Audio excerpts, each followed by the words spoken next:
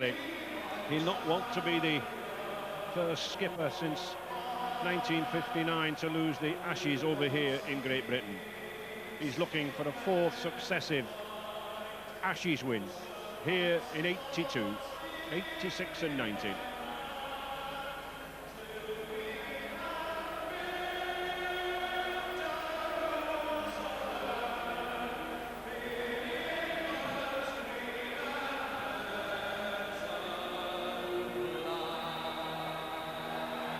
Well led by Leon Cronin. And everyone, Steve, waiting for the action now. The atmosphere here is enormous, and every supporter here, whether it be they're going for Australia or Great Britain, they're going to get a great game today, and both teams are fully prepared, and I think you're going to see a great game of rugby league.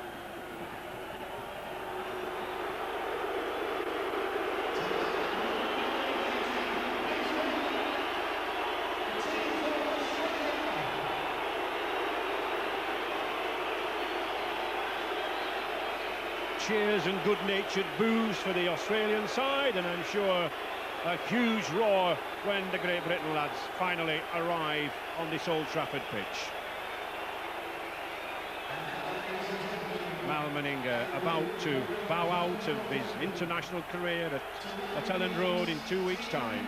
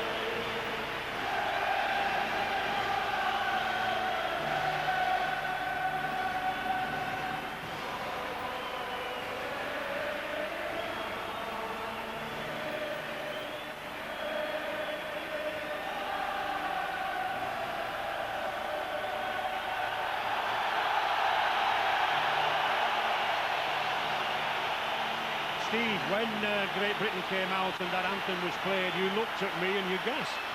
I did. It was just, the feeling was awesome, really. I don't know how the Australians felt, but I can tell you, the crowd is certainly behind Great Britain here, and for the home team, the feeling inside them must be had their spirits very high.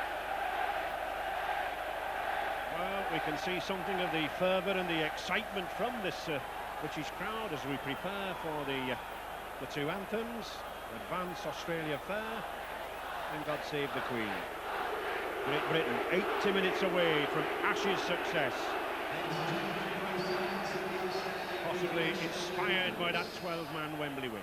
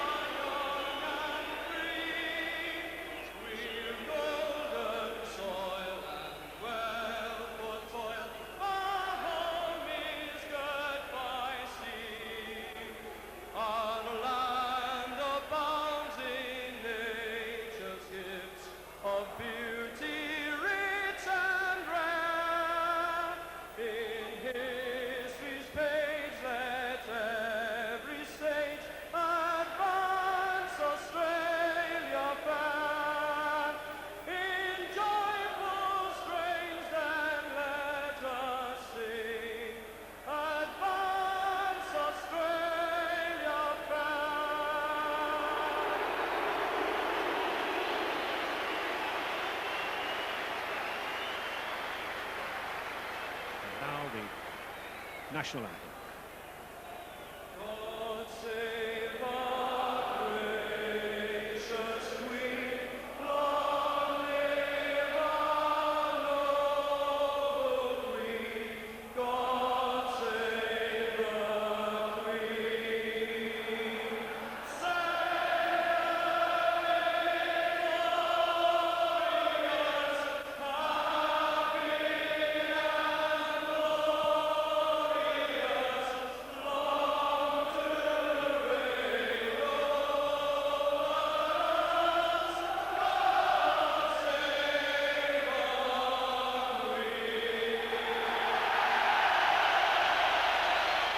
ceremony's over, the roar again.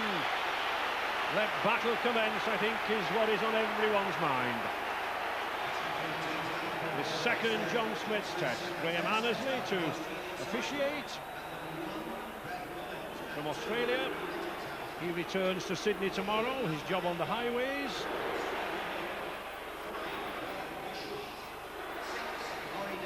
Phil Clark makes his debut as skipper, only Harold Wagstaff in 1914 and Brian Noble 70 years later captaining their country at 23 years of age, and at 34 years of age, Mal Meninga.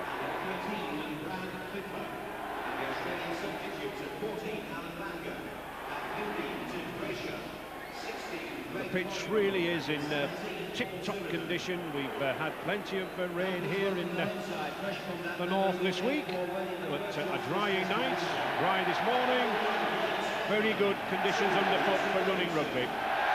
I think Graham Annesley is just telling the two captains, I want good, clean game.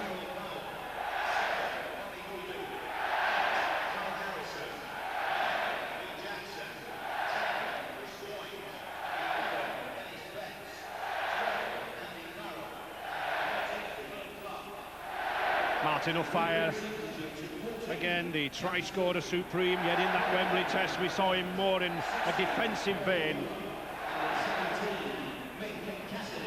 Any one of these players could lift the game, none more so than that man, Ricky Stewart, the hero here 4 years ago with that injury time try created for Mal Meninga.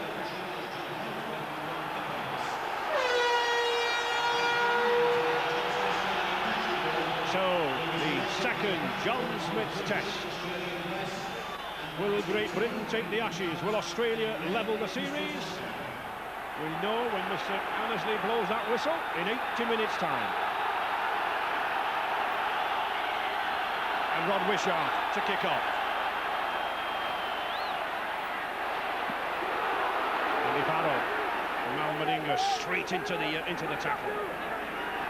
Determination on the faces of both sides. You think Joe, Great Britain would just want to get a feel of the ball, hold it in the forwards for a while, or? Yeah, I think it's the platform situation again. You know, they've got to build confidence as well. They have to retain the ball for these first 6 tackles and progress up the field ready for that kick, the all-important kick and chase. Tremendous probe there from Carl Harrison. Not the best of the play of the balls, taken by Lee Jackson. And here is the kick that Joe was talking about, Ben Steadman. Oh, and a good kick that puts Mullins right back on his own try line. And Steve, that's a good chase from Great Britain. It is a good chase. I think the team that has the best kicking game and chase game will probably come out on top today, because it's going to be vital for both teams to get a lot of good yardage from their kicks. But referee Annesley has ruled that Great Britain encroached within the 10-metre area. You must allow the kicker to catch the ball 10 metres away.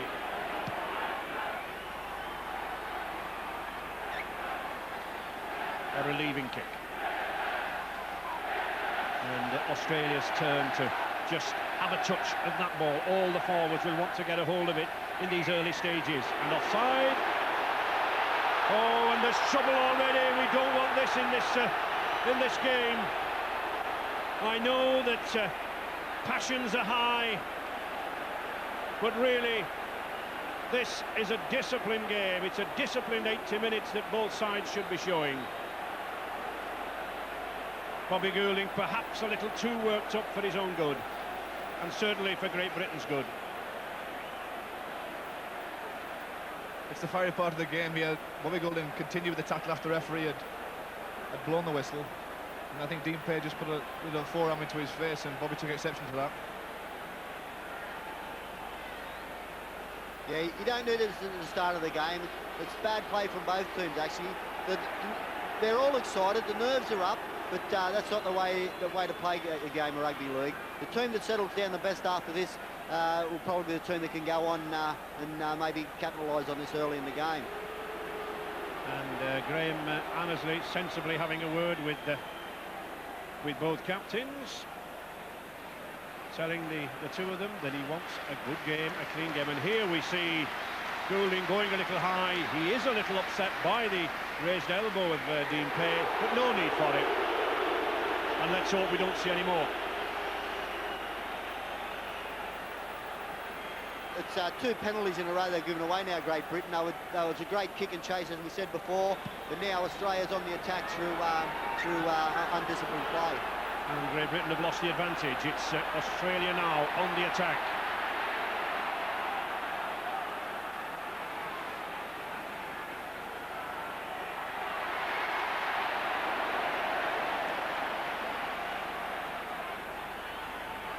Using these short passes and using the forwards very effectively around the rucks. Stewart, number 7, to Daly. Daly recovered from that dead leg that he received at Wembley. Hasn't played for a fortnight. Whether there'll be any ring rustiness, we'll see. Good quick pass. Stewart. Oh, a slap pass there from Ricky Stewart. He was expecting the forward to come onto it. He didn't. A let off for Great Britain. And Jason Robinson doing good work there, bringing the ball away. And offside. Well, certainly in Australia they play a very, very wide 10-metre rule. And Mr. Annesley putting it into operation. Great Britain have weathered that first storm, Ray. They've done exceptionally well. They didn't give those 2 penalties away. But now they're back in Australian territory, and it's Australians' turn to make mistakes. It certainly is, and Laurie Daly went in then again with that raised arm. This referee from Sydney has got to quieten tempers. Now then, a kick, and I think he should go for goal, and he is going for goal. You see here, they've gone in. There's a penalty for offside to start off with, and then he's in straight away, Graham Annesley. What he has to do now, and that the penalties will come if the teams are encroaching in the 10 metres, he'll give the penalties, because after that flare off, he doesn't want it to happen again, so he'll try to keep them apart as much as he can. Many kickers would not relish this chance at goal so early in such an important match, but Bobby Goulding, just 22 years of age, he never shirks from responsibility. And Sean Edwards, Jonathan Davis, Kevin Ellis there, sporting a black eye from the Wales encounter with Australia. And Bobby Goulding then looking for 2 points to inspire Great Britain. By far from being the easiest of kicks, 25 metres out.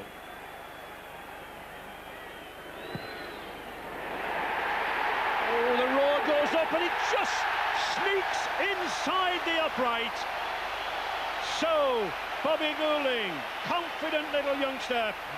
2 points from Goulding's trusty boot, and Great Britain win the lead 2-0. A great confidence booster for Great Britain and for Bobby. His first kick, it only just sneaked over the bar, but it's 2 points, and 2 points that Great Britain will, I'm surely, relishing. Well, we heard Bobby Goulding talking about pressure before kick-off. He certainly can manage it for one so young. And there is another youngster, just 19 years of age, Andy Farrell. Phil Clark. A time for disciplined play in this 20-metre area. Carl Harrison, the powerful Halifax prop forward.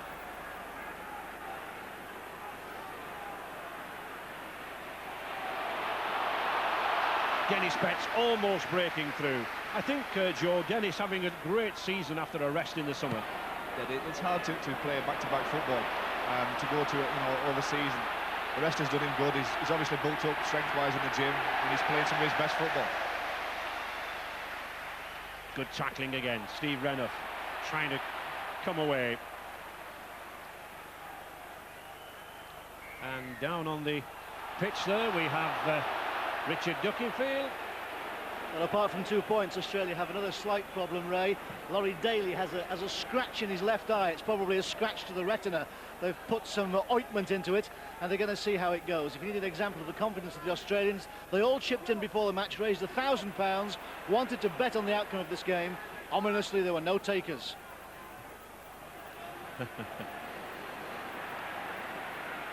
We've seen every time Great Britain get into the Australia half, a penalty against them, Steve. Yeah, well, he was holding down there, but I just think, as I said before, Graham's going to be pretty tough on anything that happens at this stage of the game because of what happened before. Australia now looking dangerous, 12 metres out. Steve Walters and Stewart controlling here in midfield. To Daly. That long pass outside. There's Bradley Clyde lurking out wide. That's where he picks up his tries. And there's a penalty. A penalty again against Graham Steadman. Look for offside. He's certainly very insistent, is Mr. Annesley.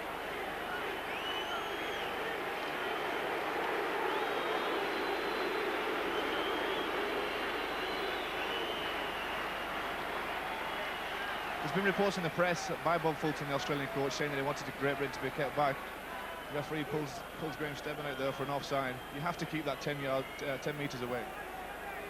Joe, he let the game go then to see if Australia could score, and then he give the penalty. He never give it straight away. So, Rod Wishart, who has been brought in specifically for goal kicking. He kicked a record 12 goals against Sheffield Eagles 10 days ago. Record 12 goals for any Kangaroo on tour in a match. And has amassed 96 points in 5 matches.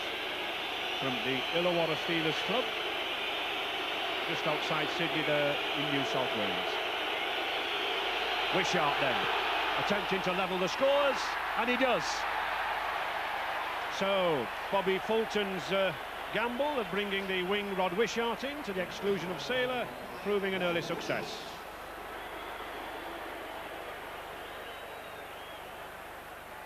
Well, another great kick there. It's a little bit of indiscipline really by both sides. It's given the 2 points on both occasions. No mean try scorer as well, Wishart.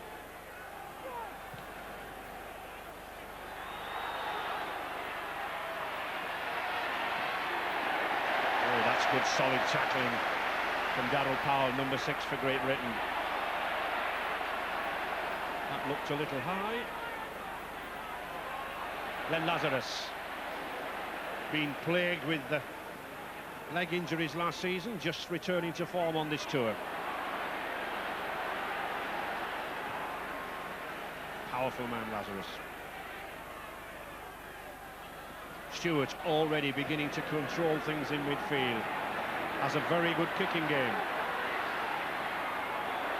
Easily picked up by Steadman. Another penalty, I'm sure. Graham Steadman can afford to laugh. I think he knows he's got the kick to touch. But the touch judge there, coming on to talk. And there we see that right-hand punch go in from Meninga. Mr. Duckworth spotted it. Not on from the Kangaroo skipper.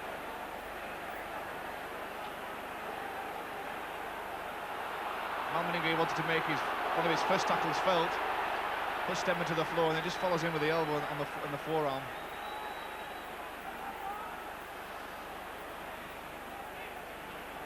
Chris Joints, normally second row, had a very good game at prop last week, and once again offside.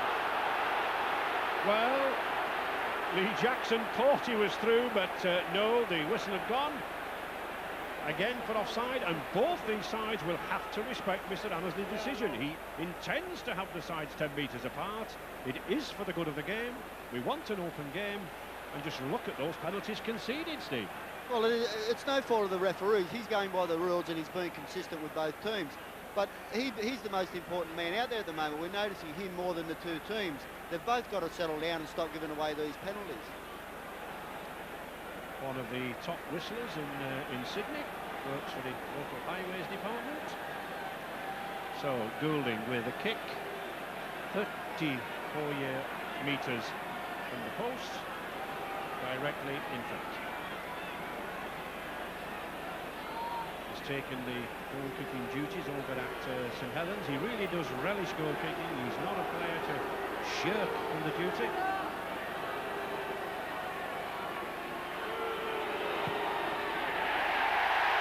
That's why he doesn't shirk from the duty. Perfectly angled, straight through the post. Britain in the lead again, 4-2. I don't think Bobby Golding would shirk from any duty on the field. Tremendous talent, and another 2 points there.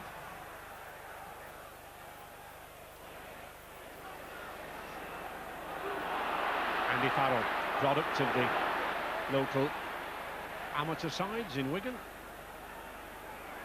And Jason Robinson, a product of the Hunslet Parkside amateurs, the same team that Gary Schofield originated from. Chris Joynt. Australian tackling as sound as ever. Phil Clark. A lot of responsibility on this young man. Plunged into the captaincy at Wembley when Edwards was dismissed. Darrell Powell. Oh, he did well to get that ball away. Kept it going well. A fire to Alan Hunt. Good cover tackling there by Ettingshausen. A fire can't get this ball away on the fit tackle. Oh, that's a forward pass. Martin Offiah rather panicking there on the fit tackle. He knew the ball should have been kicked. I think panic was the right word, Ray. He knew how to get rid of the ball for somebody to kick it downfield, and in the end he threw it anywhere, forward past to Jackson.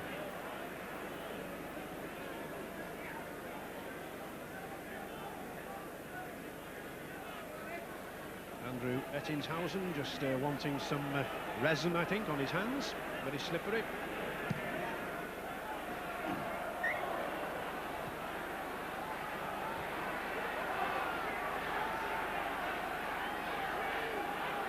So Australia on the attack again, using Ettingshausen.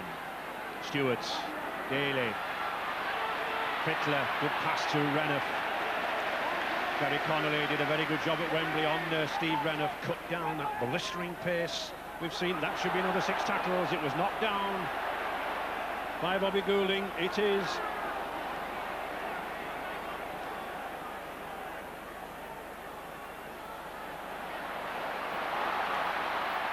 Mullins driving in, well taken by Meninga. He's got Ettingshausen on this outside. Steadman and Offiah up to the job. But it's Australia now, all out attack, swinging this ball from side to side. Fittler trying to use that sidestep. Oh, a fortunate ball on the floor there to Pay. To Lazarus. Lazarus, he's got support on this side. The dummy, but I think it was a crossing. It was. Great Britain did well to hold on there, but Glenn Lazarus showing skills for a prop forward. Great Britain using scrambling defence here to keep Australia out. Lazarus tried to show the ball to Mullins to give the pass. Mullins ran in front of him, and that's an obstruction and a penalty to Great Britain. Another example of the insistence of the referee in this match. He's spoken at least twice to Ricky Stewart, saying, keep your mouth shut, I'm in charge of this game. And a number of the Australians have had their hands sprayed to take the damp and the moisture off them, obviously finding it difficult to handle a slightly greasy ball. Just over 16 minutes gone in this first half here at Old Trafford. Do you think, Steve, Great Britain have done well to hold this position for the first 16 minutes? They've done very well. In Australia, I've noticed that I think in the this first part of the game, they've thrown the ball out wide more times than they did in the whole of the game at Wembley. Well, we were told that that would be their tactic. Dennis Betts looking to burst open this green and gold defence. On the fifth tackle, Goulding electing to running it. Ooh, just too far, but look at Jason Robinson go. He slid along that floor. Always alert to a chance, the Wigan youngster. Possession 71% for Australia, Joe. Well, it's early in the game yet. I mean, those statistics, you can't really judge how the game's going to go off that. But they have had a lot of ball to start the game.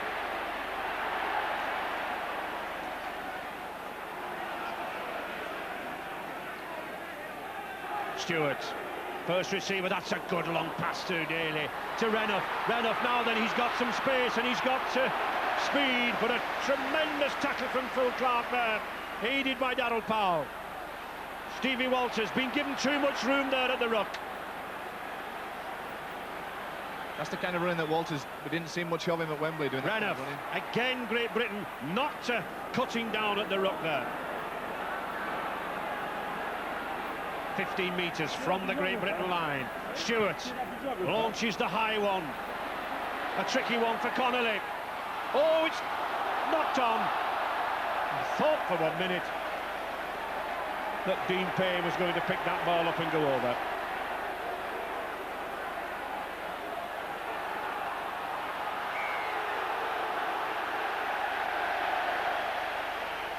And Mr. Annesley once again dishing out these penalties. And a very good relieving kick though, Steve, from Graham Steadman. It is, he's got a lot of territory. They seem to be doing things very fast. So if you get a penalty, they're taking the kick fast and they're going up for the tap to take that quick. Goulding. Barrow. Looked for support, thought better of it.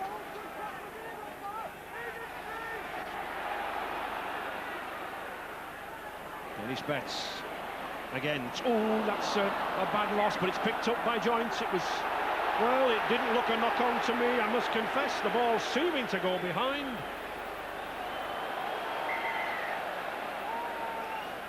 Dennis Betts takes the tackle here, and something, yeah, the collision makes the ball come out. Yeah, he just trod on his head there. It was accidental, but Ian Robertson's got a bad stud into the face, I'd say. He's in a lot of pain there. Well, he's certainly a very big lad and a very hard lad, is Ian Roberts. He doesn't go down to the ground for nothing. Urgent attention. I think you see, Jay, he just foot caught him. It was accidental, but it's I think it's a bad injury to Ian Roberts. Yeah, Ian Roberts went low in the tackle, and as Dennis was trying to carry on with his momentum, just caught what seemed to be the upper part of his face.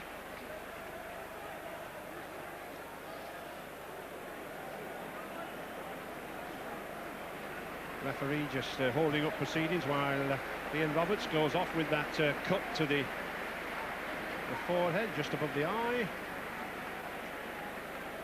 And here we see accidental, I think. And Greg Florimo making his Test debut. Been in very good form on this tour, the North Sydney back rower. Over 200 games for North Sydney. Daly trying to create space, but again a good tackle by Connolly. And Daly didn't like being tackled by Connolly. Darryl Powell doing a very good stint in defence, coming from behind, acting as a sweeper.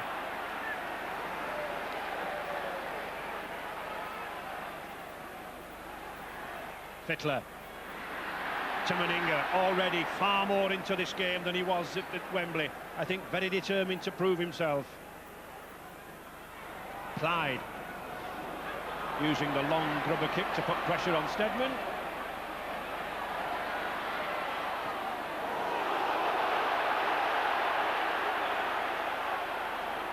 Robinson.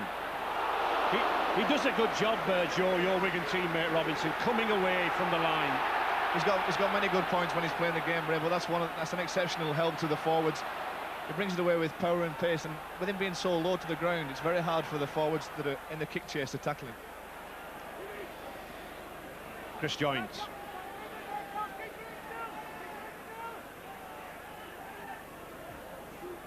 Powell.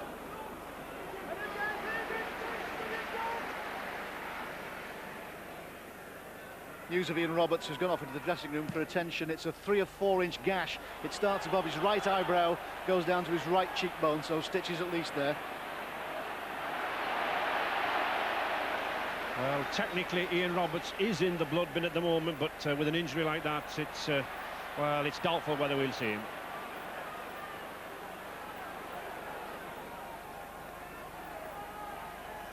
Australia using this Canterbury Bankstown forward, Dean Pay, quite a lot on this tour. Very, very quick for a forward. Stewart's, Fittler. And another one very quick for a forward. Number 13 here, Brad Fittler. Stand off, and there is Pay, taking a breather. Clyde. Great Britain line, holding. Stewart. Good tackle. Very good tackle by Alan Hunt there on Meninga. Knocked him out of his stride. And the giant Kangaroo skipper couldn't put the pass in.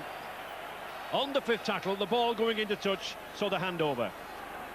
I thought by now, Ray, that Ricky Stewart might have put some chip kicks up, because Great Britain's moving up very fast in defence, and they haven't got any cover there. Bobby Goulding, a lot is up in the line, and it's another option for him. Martin Offiah having running repairs to the fingers. Betts taking the ball up an awful lot in this match. Dennis Betts in his last season with Wigan, due to join the Auckland Warriors. Clark, England using different angles of attack there. Phil Clark coming in from out wide off that pass. Simple, straight angle of attack. Oh, it was a risky pass. It was well intended from Lee Jackson, but he might have been better, I think, Joe, just setting up the position.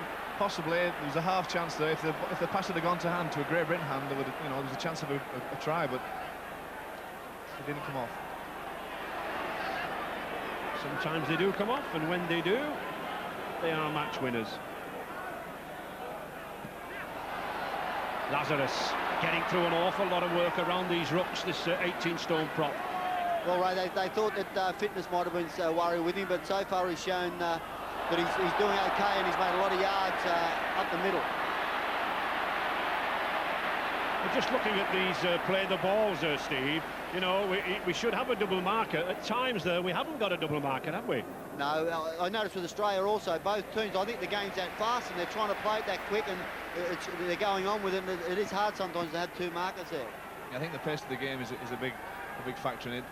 Neither team seems to have settled into a pattern, but this is a great kick of Ricky Stewart's to turn Great Britain back, turn them round and put the scrum down in the corner. Australia's just slightly the heavier pack.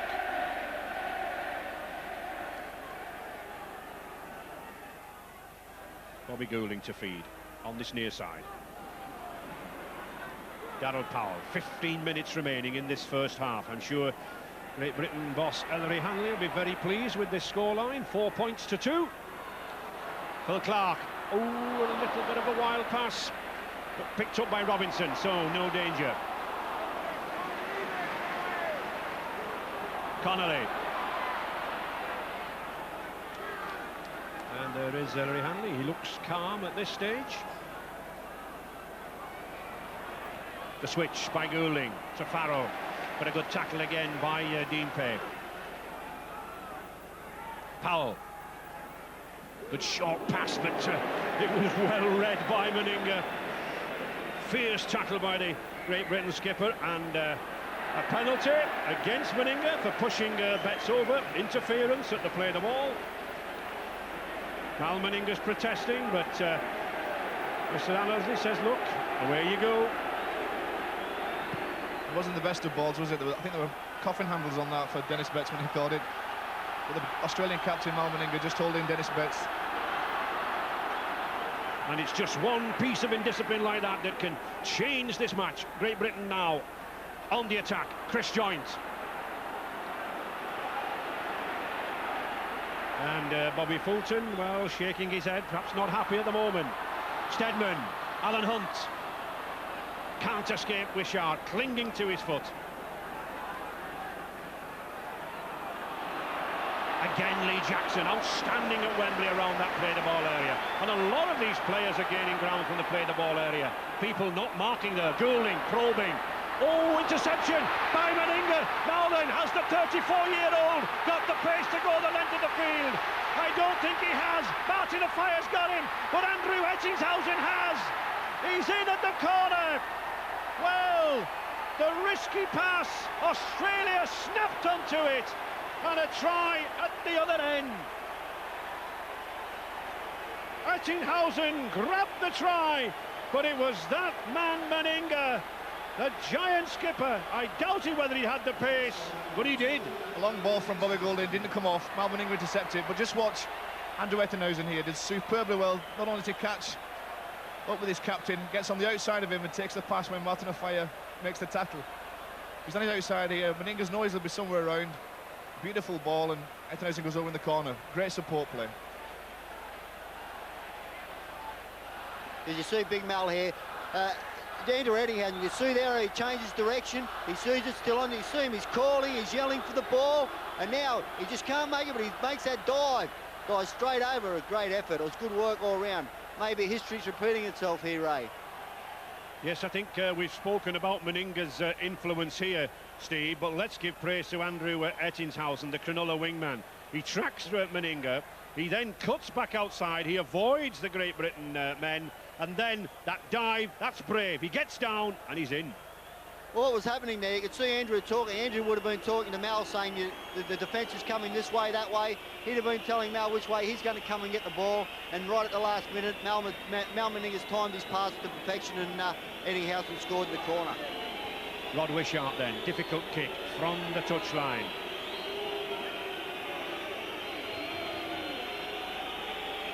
Round the corner style. Looks to be going to the inside. Yes, it is. So no conversion, just 6 points to 4 for Australia. But what a strike back there by the Kangaroos. It was Great Britain that were pressing. They were, there was a chance of scoring. If that ball had gone past Meninga, there was a 2-to-1 overlap. But Meninga's got experience. He read the situation, came in, made the interception, and then you see him glance over his shoulder, see Ettinghausen outside him, and that's 4 points to Australia. Not only blessed with speed, Ettinghausen, but a very brave effort in the corner there. Lazarus. We mentioned earlier that despite losing first tests, Australia have a habit of coming back. They've done it 5 times to take the Ashes. Fittler. Great Britain have let Fittler go. He's got Renouf inside him. Just 10 minutes remaining in this first half. Great Britain have got to be sure in defence now. Australia looking confident. Walters.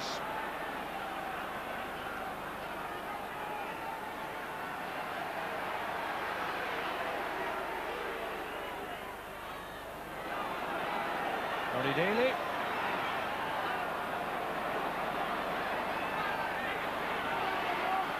Mr. Hammersley screaming for the Great Britain players to get away. Mickey Stewart, nice body shimmy there, still manages to get the ball away. A high kick from Walters. Oh, well taken by Alan Hunt. A fire. Powell. That try seems to have stunned Great Britain, Joe. They look in need of regrouping. Yeah, it's rocked them a little bit. It's now up to Phil Clark to get his players together, get their minds focused again, and get back into this game. Alan Hunt.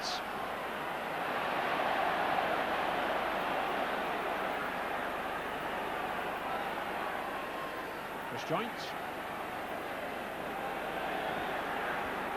Australia moving up much more quickly in defence than they did at Wembley.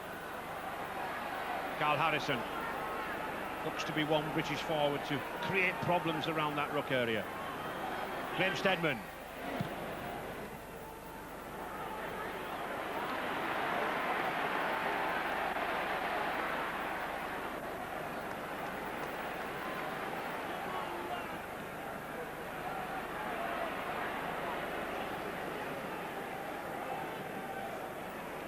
Australia just sensibly holding on to this ball here, close to the play of the ball. Glenn Florimore, a real hard worker, this substitute from North Sydney. Half back and loose forward. Phil Clark getting through an awful amount of tackling, the number 13, setting an example as skipper. Stewart, the dummy, back to Meninga. Oh, this is good play from Australia. They're switching this ball now. Dean Payne. Great Britain on the back foot at the moment. Stewart. Again, a tester for Robinson. Well, play on. No Great Britain player went for that ball. Here's a chance for Australia again. Steve Walters. Back to Daly. They've got an overlap here. Oh, and it looks as if Bradley Clyde is in there. Well, that all came from indecision on Great Britain's part.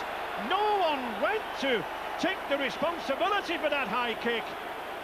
And Australia's Bradley Clyde accepted the opportunity. And a further 4 points for the tourists. Delight at last on those Australian faces. 10-4 for Australia. And Great Britain up against it. Rule number one, when the bomb's put in the air, somebody has to make the decision to go for it. Everybody stood off. I think there were 3 Great Britain players there around the ball. They let it bounce. Australia get possession back through a Mullins tap down, and then just keep the ball alive. And there we see, Joe, it's simple, isn't it? Clyde going for the line himself.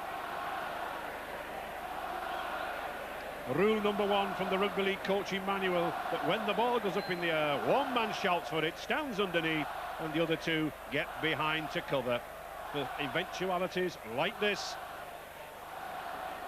Australia still keep the ball going, and the gap's there. As I said before, they've used the ball more in this half of rugby league than they did in the entire Wembley game. They seem to be into the mode now that they want to spread the ball out wide, and that's where the holes are going to be. Wishart. Right-footed, slots it between the posts, so Wishart then proving his value this afternoon as a goal kicker. And the Australian fans sensing that all is not lost in this Ashes series. 12-4 for the Kangaroos.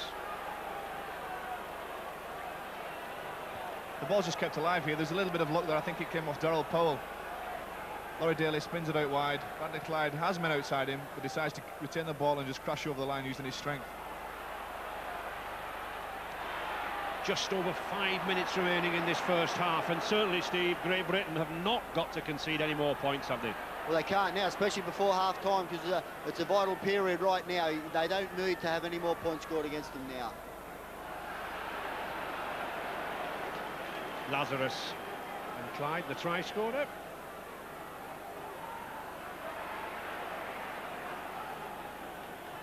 And some people said was Meninga finished after that first Wembley test, but he's certainly been in the action here this afternoon. Robinson. Good piece of running by Robinson, evades a couple of chasers there. An update on the Australian forward, Ian Roberts. He'll carry the marks of this game for a very long time afterwards. He's taken about 20 stitches in the face, and the Aussie bench have confirmed that he won't be coming back into the match. Great Britain battling to get back into this game. Harrison. In a way, Joe, do you not think that we're carrying it too much forward in the pack? Well, I was interested to hear Jonathan Davis's comments before the game, saying that we're going to try and promote the Great Britain attack, that they were very defence orientated in the first test. It did work, but in this test they were going to try and play it a little bit wider and attack Australia.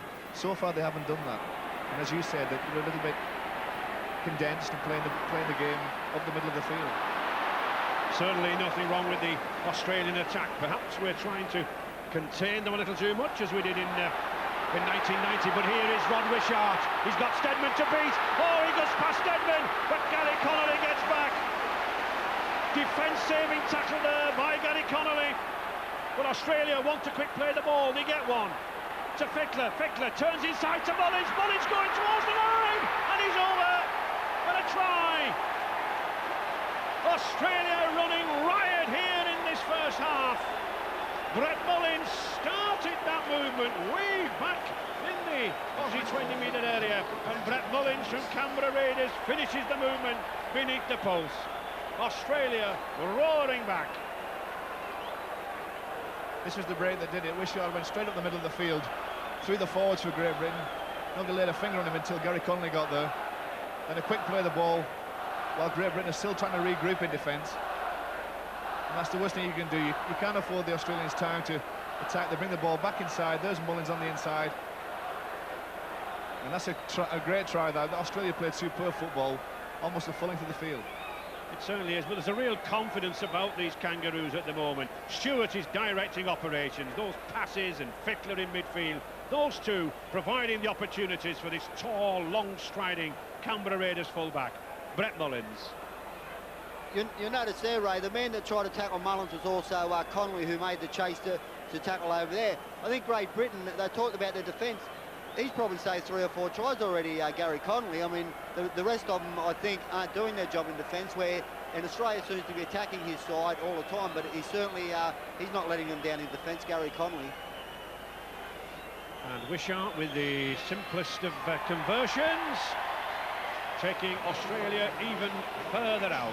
18 points to 4 now, and still awaiting the half-time hooter. I don't think any of these Great Britain boys expected this, Joe. Not at all. This is the replay again of Mullins. It's very elusive in a very, very tight space. This Connolly tries to get to him, but he just can't hold him back from over the line. Great Britain Steadman then to kick off, and Great Britain in desperate need of points. Lazarus. I said earlier he's had a very quiet start to this tour. He had leg injuries in Australia. Larimo. He's a big game player, Ray. I think when you're a big time player, and if your form's a little bit off, when you come to big games, you always lift yourself. And there is another big game player, a big player in every sense of the word, Mal Meninga. Outside, Alan Hunt going around at the play of the ball. Mr. Annesley having no truck. There's Alan Hunt there. He's over anxious. He wasn't even at the marker and has come round before the ball was even played. Dean Payne.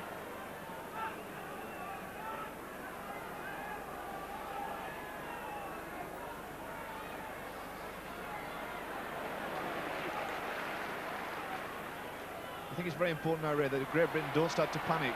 Don't start throwing more stupid passes around, trying in their attempt to claw Australia back or to stop Australia's tide at the moment. They have to play sensible football and just try and gradually get back into the game. They shouldn't play panic football. Australia have certainly been attack-minded on this tour. 356 points they had recorded before kick-off.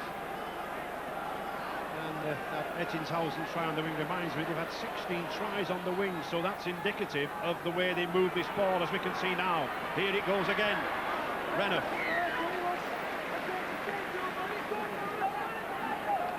Hand over into stoppage time. A fire. Now then, can a fire create some space there with Connolly? No, he can't. Robinson.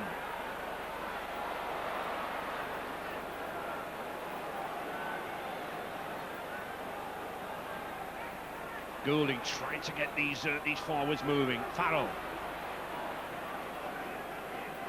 But this Australian defence packed in midfield, employing a sort of wedge defensive system, very, very tight around the play of the ball, and then sliding across field. Jeff Card and Bobby Fulton waiting for the half-time whistle. Goulding being tracked sideways, as is Hunt. Great Britain being forced on the back foot, Steve. They are. There's not too many holes out there in the Australian defence at the moment. Dennis Betts being rather forced into that kick. Oh, back flick back, picked up by Ricky Stewart.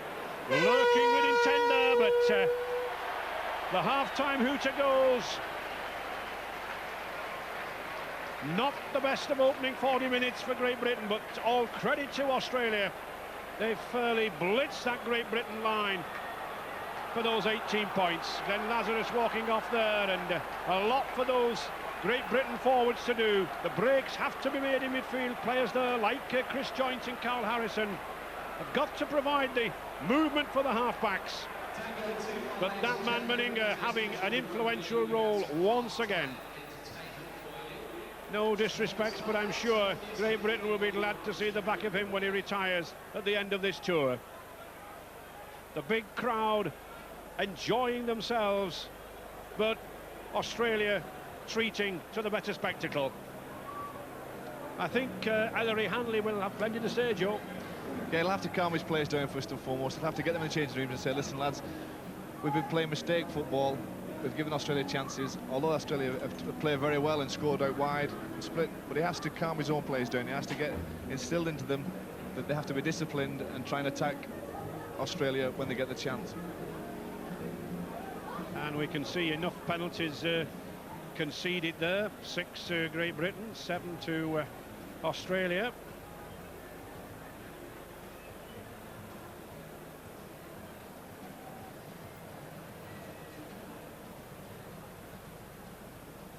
Well, our thanks to Ray French, to Joe Lydon and Steve Sims for their thoughts on the first half. Let's now get the thoughts of Jonathan Davis, who's moved down from his position in the stand. Jonathan, a desperate last 20 minutes there for Great Britain. What do you see as having gone wrong? I think they try to play too much football at the moment, and they threw a few loose balls, missed a few tackles, and that was the difference. You know, if you miss tackles against this Aussie side, you're going to get beat, and that's what's happening at the moment. Do you now see Australia as being totally in command? It seems that way, doesn't it? Well, you know, like I said, the last 20 minutes they've took control, and you know, I think Great Britain were happy to hear the half-time hooter.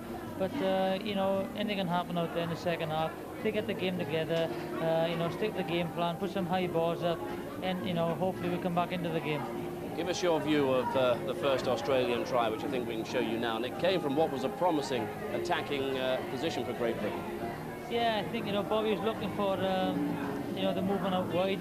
He went to the left, there was an overlap there, and he threw a long ball. Unfortunately, Marmaninga read it well. He moved up in the line, took the ball, and went for the line. Martin fired, and great to get back and cut him down, but unfortunately, he slipped a great ball to Ettinghausen, and he scored in the corner. You know, Great Britain were playing well at that particular time, and knocked the stuffing out of them. Has to be said, it was outstanding support here from Ettinghausen, wasn't it? Yeah, fantastic. You know, he's a great player. He scored plenty of tries at the end of the season in Australia, and he followed Mal. Maybe he thought the old legs wouldn't get him there, and he made the most of it. Bit of an ambitious pass that from Bobby Goulding, but it was a promising British position, wasn't it? It was, unfortunately. You've got to try things, you know. If you want to win test matches, you've got to try things, and you know, it's you know, toss of the coin whether you come up good or bad, and unfortunately Bobby threw the long ball and Mal read it well. You know, it's not Bobby's fault, it's just good reading by Mal. Indeed not. Well, that really rocked the Lions, and the second try wasn't too far behind. Your view on this? Great indecision, wasn't there? Yeah, the bomb went up, and like, you know, nobody likes to be under the high ball when it goes up, you know, and they took their opportunity. They kept the ball alive. That's the main thing here, you know. Walters took the ball in. You know, they should have dropped the ball up there, but he got, you know, the ball out somehow. Laurie Daly created the overlap, and you know, once Bradley Clyde had the ball, he's always going to score there. Did you see at this point the concentration having gone just a little?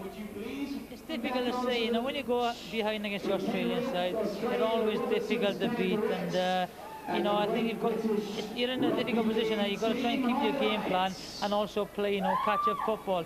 And we're trying to throw the ball about a little bit too much, and you know, they crucified for us. And the last try then for them before half-time was, you know, as far as Australia concerned, the icing on the cake. Yes, and here it is. It just really underlined the Australian domination. Came from Brett Mullins, Jonathan. Same thing again, Steve. You know, they broke the first line defence. Watch the marker play here. You've got to watch the Australians on marker play. It's up, straight up. You know, it breaks the first line. I know you're catching up then.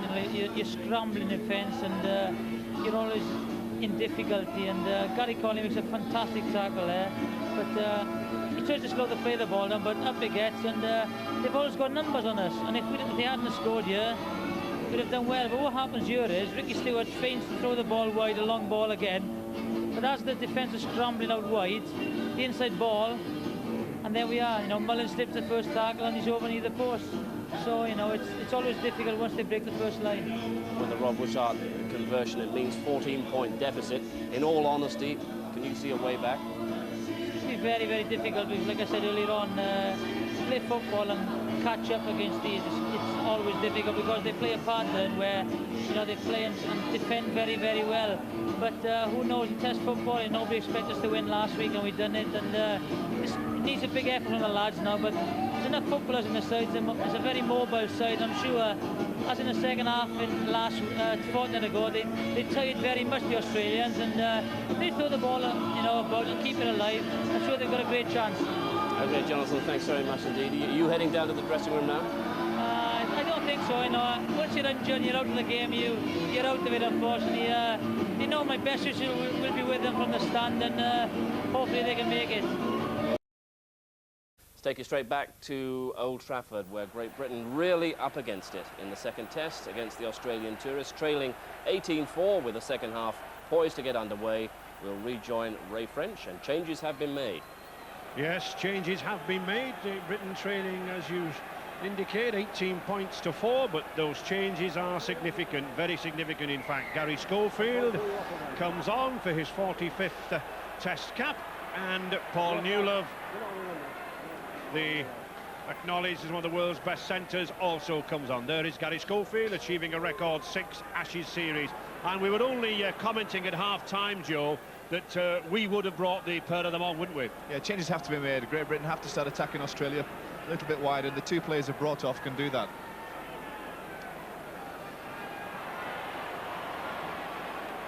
Great Britain then have got to really hold Australia here, and I think then go on the attack. And there is Paul Newlove, powerful centre from Bradford Northern, but been out injured for 2 or 3 weeks. Martin O'Fire.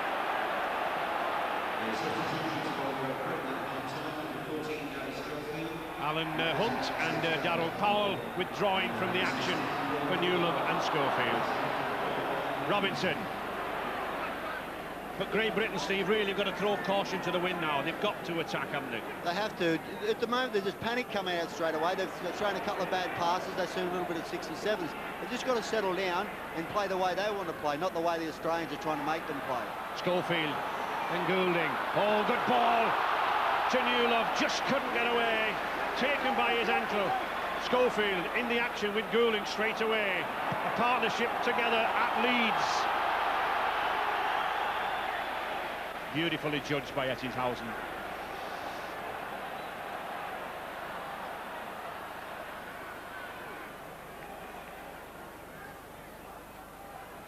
Just a confirmation from the Great Britain bench that both the substitutes, both Newlove and Schofield, were for tactical reasons, and of course under international rules it means that the 2 players who've been replaced cannot come back. But another 2 substitutions can be made, 4 substitutes per side as Australia hit back. And it's that man Stewart again, and here Meninga. These long passes of Stewart finding the way out to this big Kangaroo skipper. Stewart again in midfield.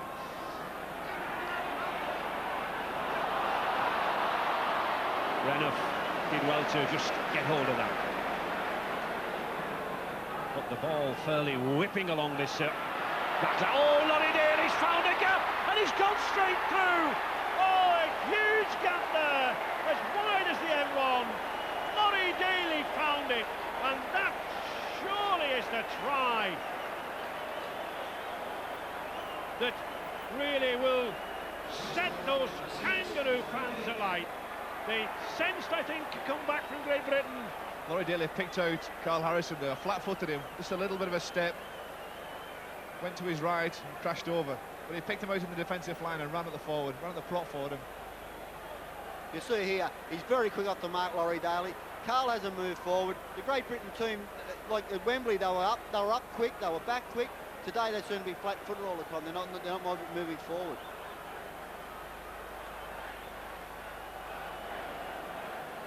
Yes, I think that Great Britain certainly sensed that with Newlove and Schofield coming on, there may be a change of direction. But we see once again this man Wishart attempting the conversion.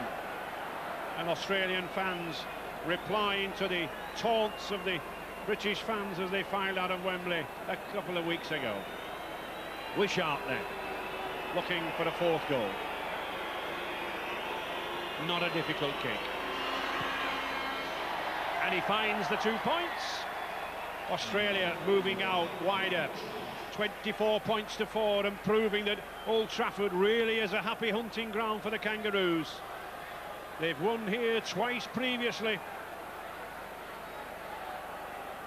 Laurie Daly, so many times people say he's out of the game, he's having a quiet game, then all of a sudden he explodes onto the scene. And on this occasion grabs 4 points along with it. Steadman. Lazarus. The ball frequently finding this man, Laurie Daly. Clyde.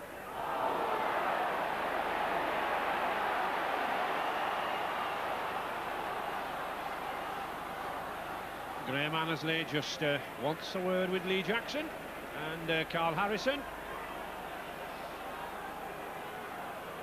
Bradley Clyde takes it in there. Carl Harrison, who missed the tackle on Laurie Daly for the try. Yep, a high tackle there around the neck from Carl Harrison. Stewart.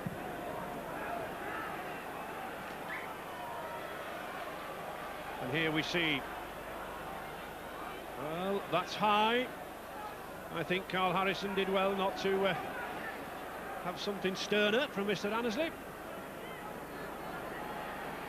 Hitler for Australia, oozing confidence now. Walters, and it's in midfield, Joe, where Australia are in command, isn't it? It's Walters, Fittler. All of them, and then also they're keeping the ball alive in the tackle. Great Britain think they have the man down, and the tackle's been completed, but you get rid of the ball, and once again you're on defence straight away. Lorimer. They've got to stop them from offloading. They're just letting them stand and offload too easily. Daly, Fittler, looking to put Renner through. Renner, oh, he stumbled. He had plenty of gaps, and Great Britain did extremely well to get back there. Just a metre from the line. He's lost the ball. Yes, Graham Annesley. Well, he's ruling that Laurie Daly threw them all away, looking for a penalty there. That was Steve Renouf going through. Once again on his inside was Andrew Ettenhausen, Laurie Daly on his outside. So, Great Britain, good defence there. They've got to haul themselves back into the game. Robinson playing the ball to himself, no one marking him. Lazarus holding down there, I think. Farrell. Ray, the player causing Great Britain a lot of trouble is Dean Pay. He's soon to be getting behind the play the ball area a lot, and then offloading, standing offloading, and then Australia's going forward from there. Mullins.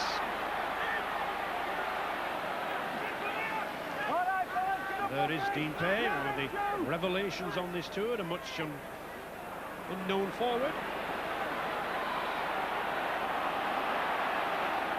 As if there weren't enough problems for Great Britain, the police have gone into the crowd on the north lower side of the ground because there's somebody in there with a whistle, and it's rather distracting the players at times. John Holsworth, the referee in charge at the side, has asked the police to sort it out for him. Lazarus. Getting through a lot of work, this number 8 prop, Lazarus, known as the Brick, back in Australia. And once again we see an Australian there coming away from the play of the ball. Daly, this wide expansive game, meaning this is good rugby. Keeping it moving again, back to Daly. Puts the pressure again. Gratefully accepted by Steadman. That was great play by Australia there. They ran it on the last tackle. They could have used the kick, but they decided to go through the hands first. And when there was nothing left, there was no attacking options left, then they put the kick in. Offside. Mr. Annesley allowing advantage there, but Great Britain not really moving forward. And what? Oh, and that's not a good kick. That's really should have found touch. Picked up very, very easily by Wishart. Great Britain losing a lot of concentration.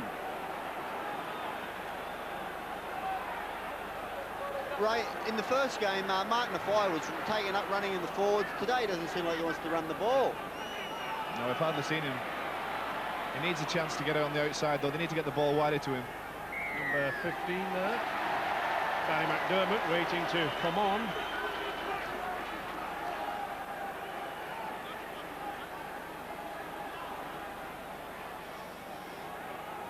Eager to get into the action.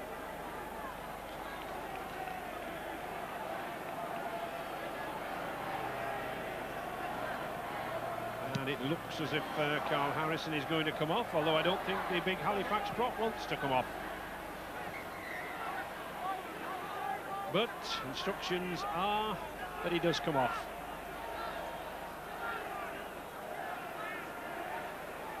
Got a problem with a split in the mouth. So I think this will be a blood bin for Carl Harrison. Just mouth bleeding. Just confirmed by the referee, Graham Annesley.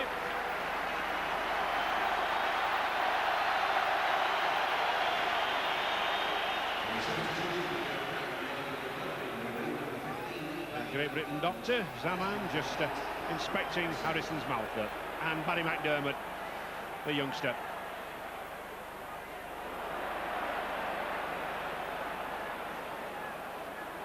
Great Britain have been penned in this half, Steve. They just don't seem to be able to get out. They can't, because when they've had the ball, they've made too many mistakes, like when Gary Schofield failed to find touch. It's on again.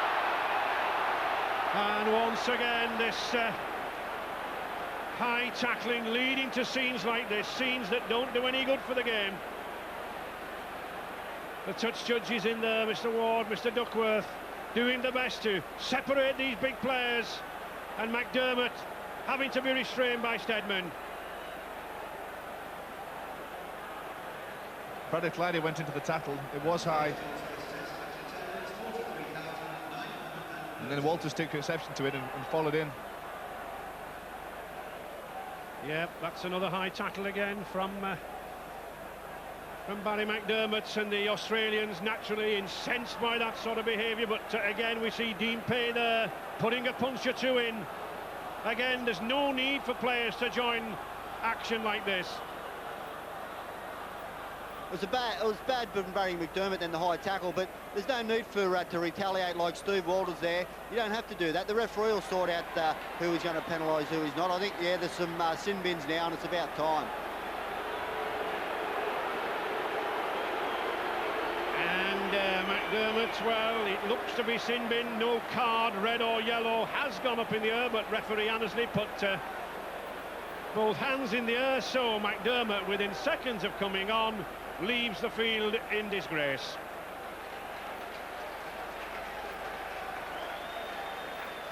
That certainly was a short spell for Barry. But Australia get the penalty as well now, and it's in front of the post, and I'm sure they'll gladly accept it and take the 2 points here.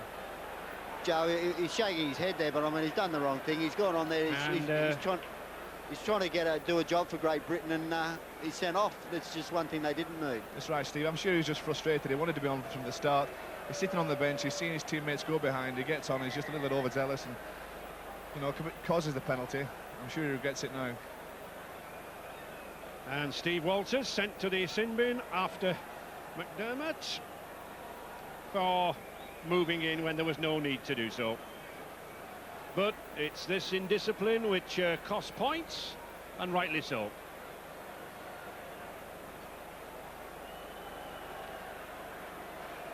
Just over 52 minutes gone, and Australia in complete control here. And I don't think having 12 men either side will particularly suit Great Britain. Not the way these Kangaroos are moving the ball around. Wishart from underneath the post. 2 points. Rod Wishart justifying Bobby Fulton's selection, adding the conversion. 26-4 to Australia.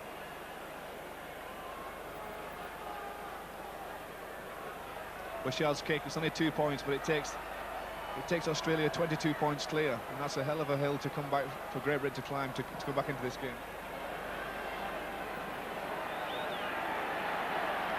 Meninga.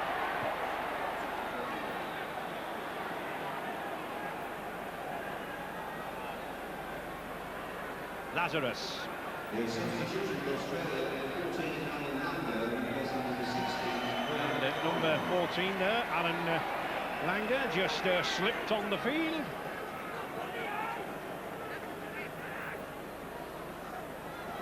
Fetler.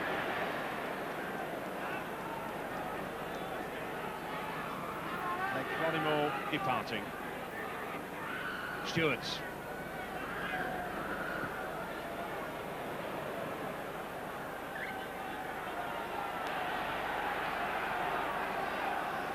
And a lot of problems there for Ellery Hanley and his assistant coach.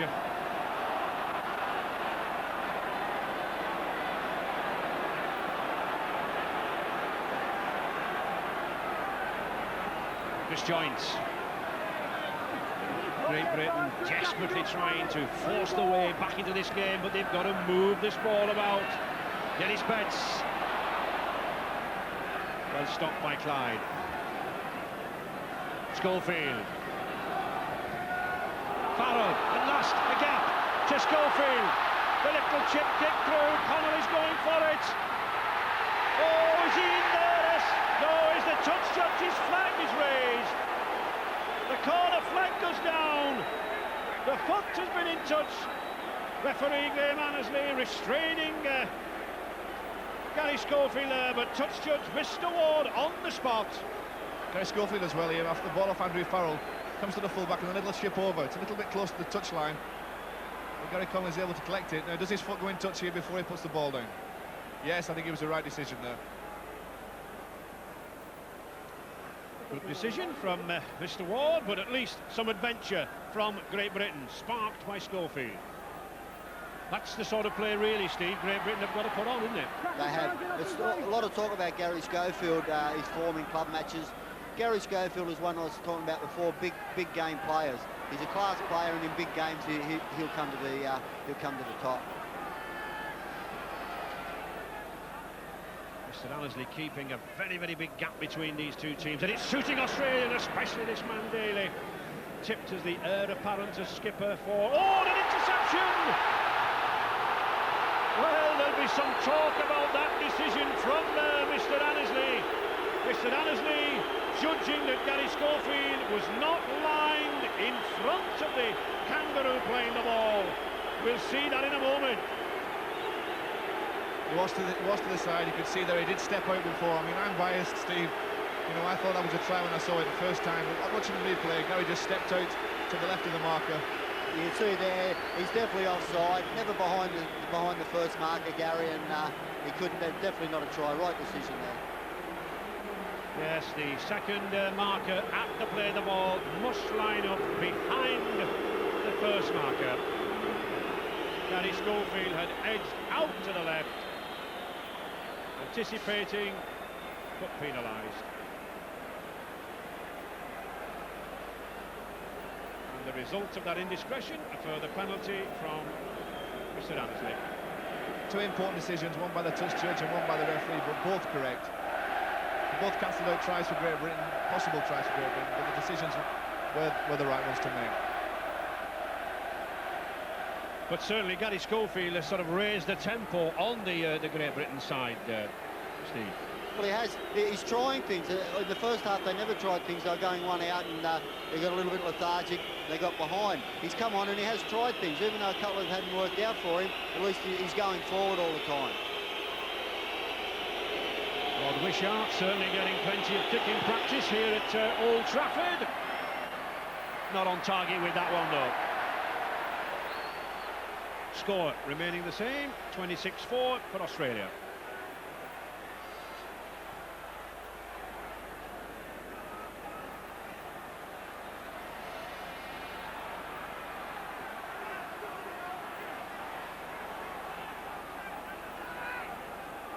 Fittler always looking to offload the ball.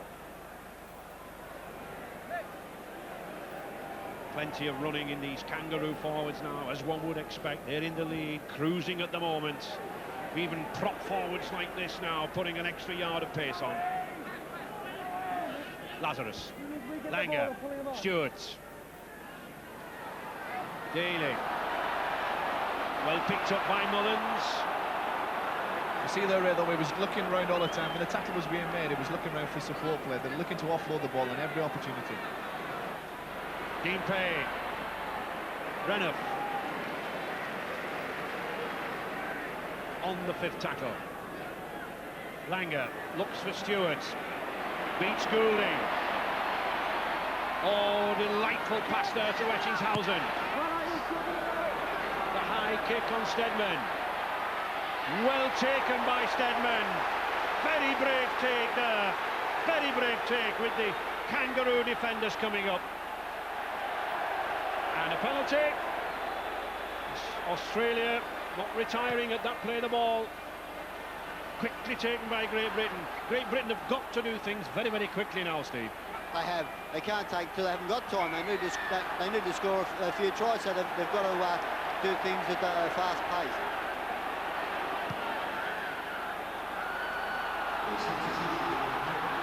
Great Britain using the prop for Mick Cassidy for Chris Joynt. To Dennis Betts. good run by Betts. He's got Clark inside him. Gets it to Robinson. Robinson cuts inside. But again, good defence by the Kangaroos. 3 green and gold jerseys there. But this is better from Great Britain. Looking for a try. Goulding, Schofield.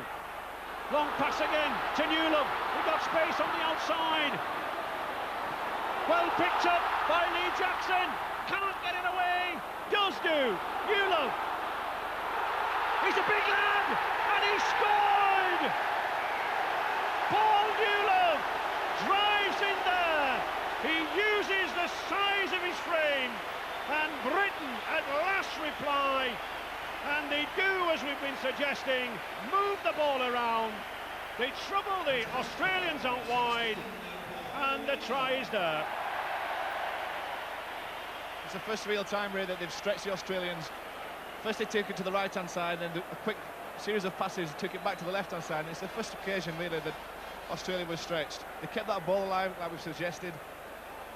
With a few passes in, and the tackle looked like it was been completed. And then Paul Newlove off the substitutes bench. Power a little bit of a step, finds the opening, and crashes over.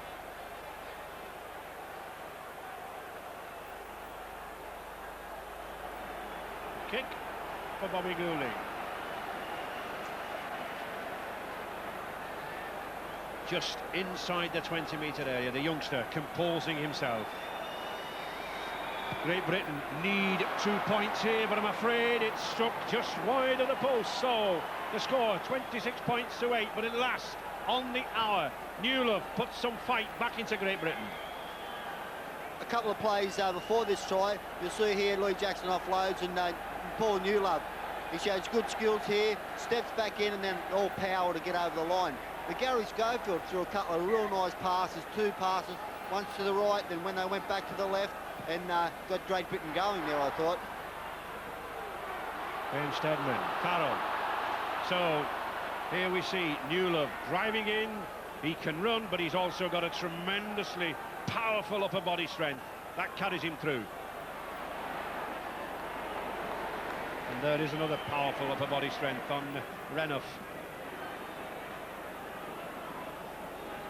Carl Harrison. Schofield. Gary Schofield really beginning this Great Britain side moving now. Dennis Betts is coming away again. He's got men lined up either side. Gary Connolly. Where's the wingman gone? Jason Robinson had to move in field, but that was good covering by Rod Wishart. Great Britain on the attack. Schofield, the ball to Steadman. Oh, knocked on by Newlove. In actual fact, the pass was very, very ambitious. Perhaps if Graham Steadman had not put in such a long pass, Joe. But they had to get it wide again. It's exactly the same thing that they did for the previous try, where they took it right and then spun it back left. Steadman realised he had to get it out there fast because the Australians were sliding across in defence. There's a couple of good passes again from Gary Schofield, the one to Betts when he made the break, and then another long one to Steadman.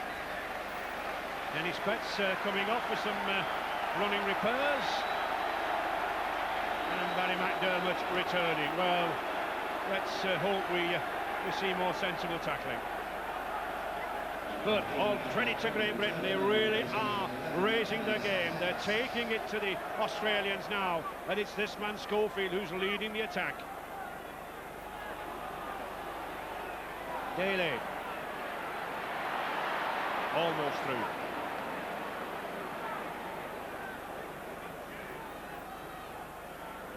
Orimo, Meninga.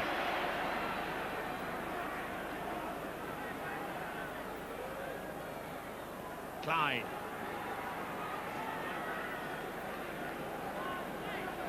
Australia just settling the game down. They've had a fight or two in the last few minutes. Fittler, this time to Renouf. And looked after by Robinson, and Dennis Betts there with a thumb injury. 40-yard pass there to Daly. Well, the 2 players slipping on the pitch, whether the studs are too short or not. Stewart. Ooh, just picked up by Mick Cassidy, and a good run by the winging lad. lost it.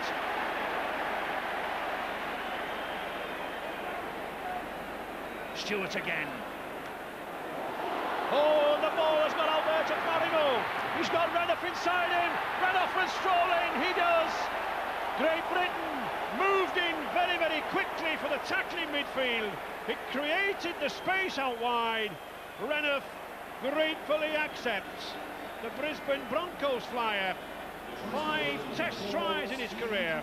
And 30 points to 8 now for Australia. We've just seen there the strength of the Australians. They seem to have settled it down to quieten the game down. Mick Cassidy turned the ball over. There's a half chance in Australia's take it and score. You cannot relax at all with the Australians. You cannot give them any time on the ball, and you cannot make mistakes, or they'll punish you, as Steve Renouf does on this occasion. I think we've seen the Australians pick up these loose balls, snap them up very, very quickly when a mistake has been made, Steve. It has, but the mistake was Gary Connolly. He's played well, as I said. His defence, especially the first half, was great. But in the second half there, he comes in off his seat. Phil Clark had Laurie Daly there. He's come in and left a big hole there, and Florimo's gone straight through it there. He should have stayed out wide on his man. And Renouf completes the movement.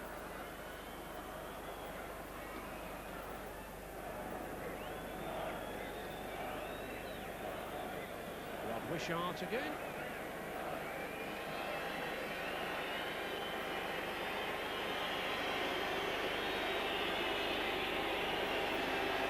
Just 16 metres out.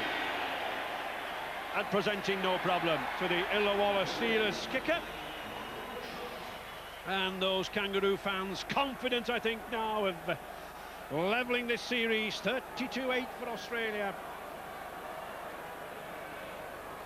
The ball goes out wide. Gary Connolly does come in to tail Daly. Phil Clark had to switch off then, and he had no chance of turning to catch Florimo.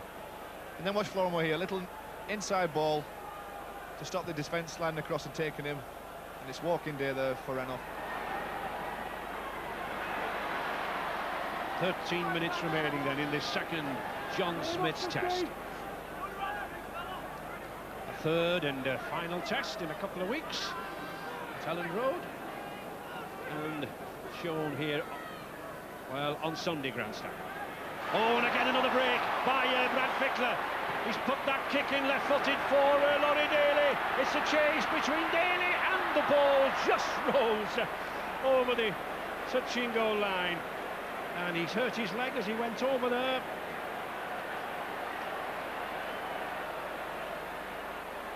It looks to be the side of his knee. He has had a dead leg problem after the Wembley test.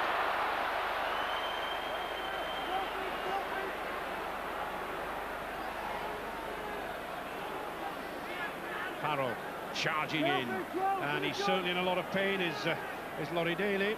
He may have crashed into those advertising boards.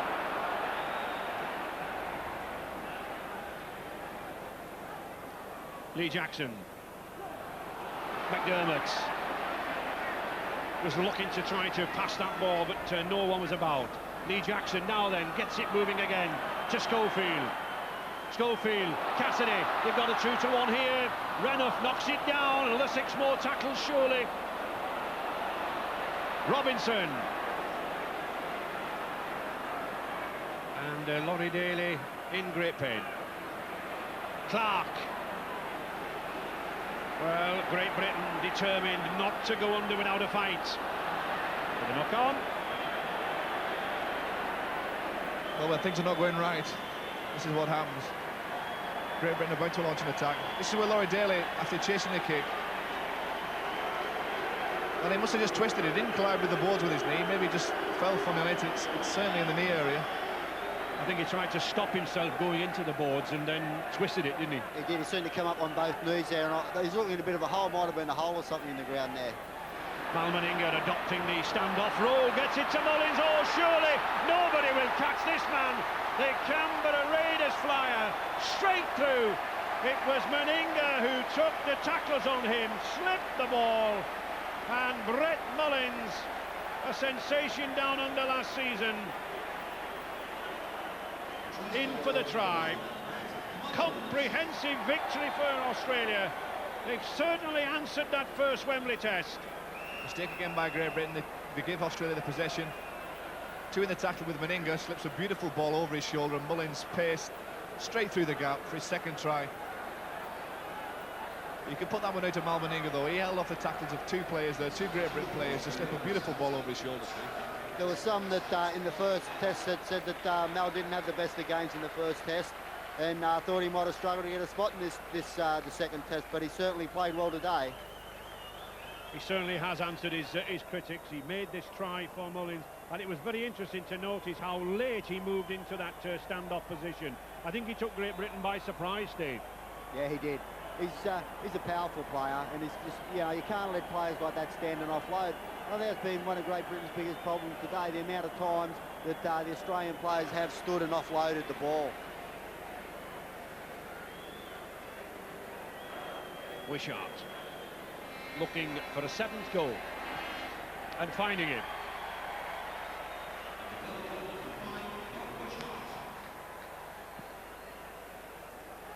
Laurie Daly, he really does seem troubled with injuries. On the 1990 tour, he only managed 5 matches. He received a dead leg at Wembley. Now, a nasty twist to the knee.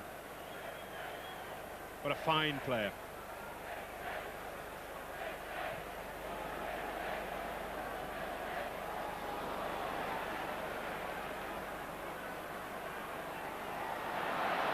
Just over 8 minutes remaining, and really a containing task here for Great Britain.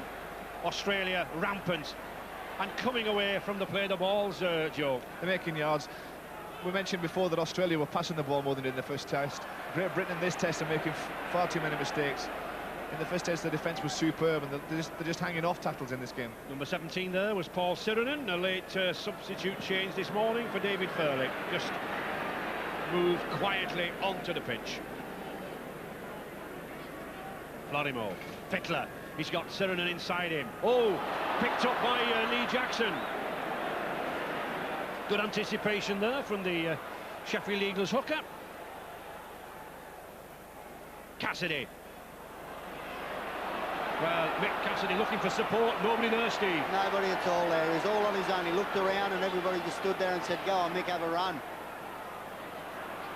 Lee Jackson, outstanding in the first test, but just look at that possession and territorial advantage. Only one side in it at the moment. Well, this is the type of game that Australia like to play. They've had all the ball, they've had all the pressure on Great Britain, and they've come away and scored the tries as well. A mistake on Great Britain's part. Picked up by Stewart there from the Schofield slip. Sirenen. And not a bright prospect to see this 17-stone giant come on when you're trailing by 30 points.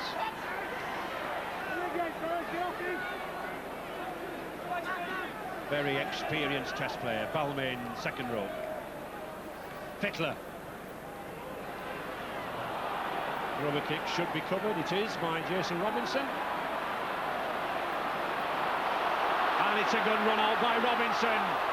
Lively customer. Had a good game, Joe. He has, he's worked hard, he's tried his best. If only we could have seen a little bit more of him. McDermott, nice sidestep for a prop forward there. And a good pass to Stedman. Great Britain keeping it going. Cassidy.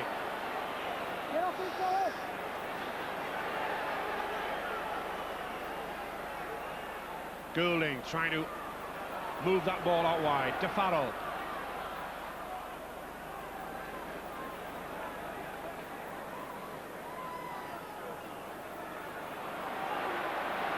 The fire certainly been looked after this afternoon. Gary Connolly. Nice flick back to Robinson. But not much progress. Goulding. And on the fifth tackle. The space out wide. If a fire, let it go. Schofield. Now then. Stedman. Ettingshausen's there, but he's tackled behind. It'll be a drop out beneath the post. There was a chance there, I think, if Martin Offiah had let that ball go straight away. Yes, it chose to take it, and Stutter You know, he was going around on his own, and he should have let the ball go out wide, and they might have had a chance to attack. But a chance for another sequence of 6 tackles for Great Britain. 5 minutes remaining. Great Britain looking for a consolation try or two. Stedman. Phil Clark. Never stopped working.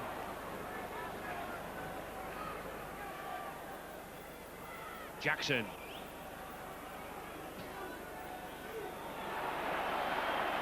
Well, certainly, I think Lee Jackson was more than interfered with on the ground there. Mr. Annesley, well, 14, 15 metres back. I don't think saw what happened. Might have been a little bit of a punch going in here. Cernan is second man in the tackle.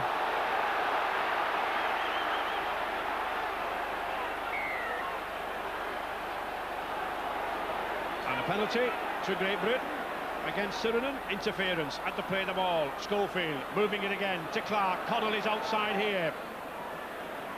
Shrugs off Clyde. Doesn't remove Walters. Harrison keeps it moving. Lee Jackson, but Great Britain are grouped in midfield. Schofield.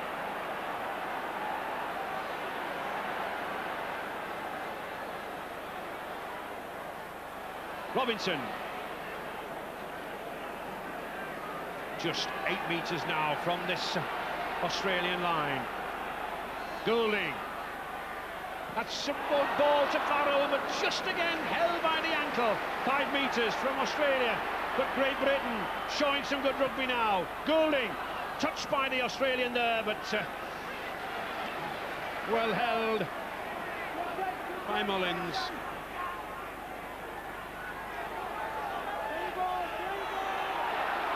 And Australia just content to hold the ball, taking their time at these play the balls. They know victory in the bag.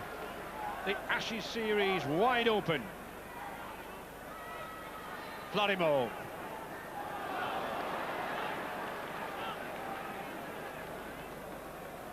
You just see in the background there, Glenn Lazarus got his hands on his knees, he's down, he's tired.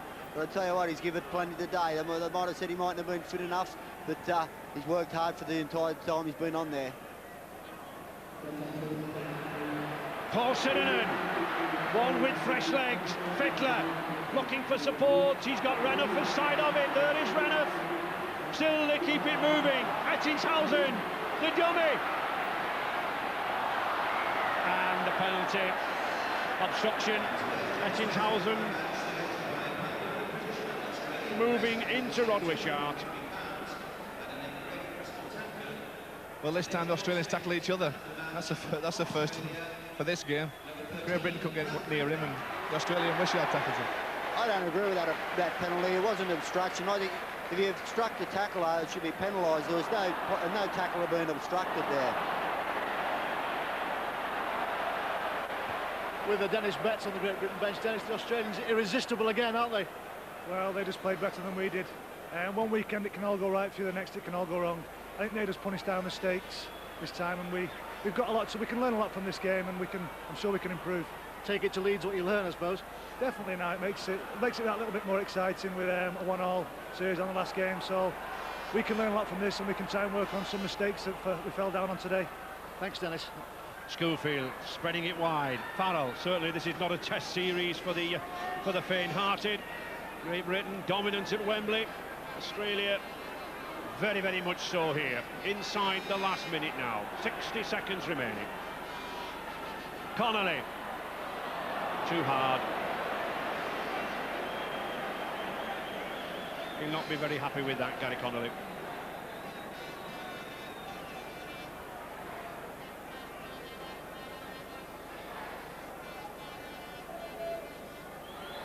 Australia just taking their time, wasting these seconds, although really they have no need to. With a scoreline of 38-8, they can probably do what they want. I don't think they're wasting the seconds, Ray. I think they're tired. A lot of players out there work very hard, and that they're just taking it now. They know they're going through the motions, and that's it. And a coach there who's worked very hard, Bobby Fulton, in midweek to really restore the Kangaroos to this invincible machine. Not for nothing are they known as the world champions. They're not going to hand this crown over very, very easily.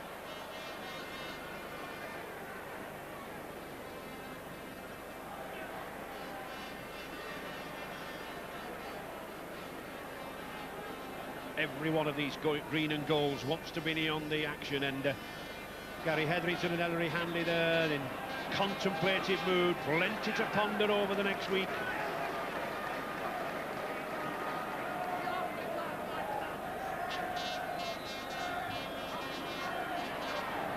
Clyde.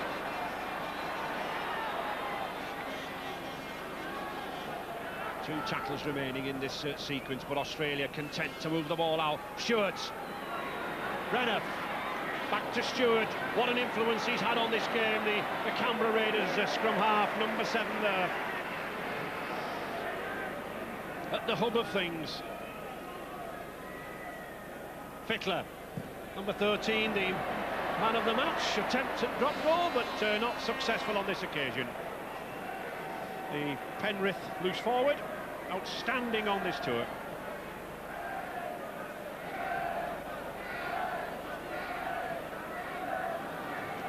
Robinson, one lad who's never stopped trying for Great Britain. Cassidy.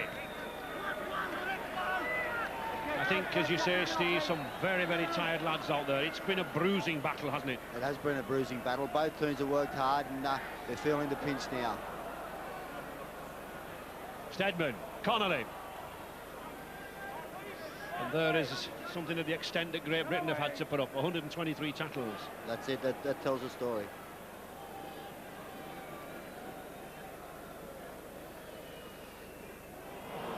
McDermott. He's good step, this lad. He's got a good side step, but there's the hooter. Once again, as we saw in 1990, this man, Ricky Stewart, to my mind, with number 13, Brad Fittler there, engineered Great Britain's defeat. They've levelled the Test series here at Old Trafford, 38 points to 8, and the world champions' crown is certainly not slipping yet. 5 times they've lost the first Test, only to go on and win the next 2 and take the Ashes. At last, something for those travelling fans from down under to cheer about. Andrew Ettingshausen, that try with Meninga, a superb effort. And Jason Robinson, the number 2 there for Wigan. He's given everything. But Dean Pay, for my mind, the outstanding front 5 forward in this Kangaroo side. And the Kangaroos, as well they might, go across for the accolades. Phil Clark, that was a different Australia this afternoon, wasn't it? Yeah, they certainly bounced back very strongly and overwhelmed us on the day. You gave them a couple of bonuses in the first half, but after that it was 100% rugby from Australia. Yeah, they played very well, as we've said, formidable side, and it all points now to an exciting third Test. You wouldn't have expected to concede 30-odd points, though, would you? No, a bit disappointed in that, but that's something we've got to work on for the next game. Yes, there's a lot of repair work to be done for Leeds, I imagine. Yes, as you say, it's 1-1 now, and all to play for both sides. A lot of people will leave here thinking that it's all over for Great Britain in this series. Could they be wrong? We'll have to wait and see when we come to Leeds in 2 weeks' time. All right, thank you. Thank you very much.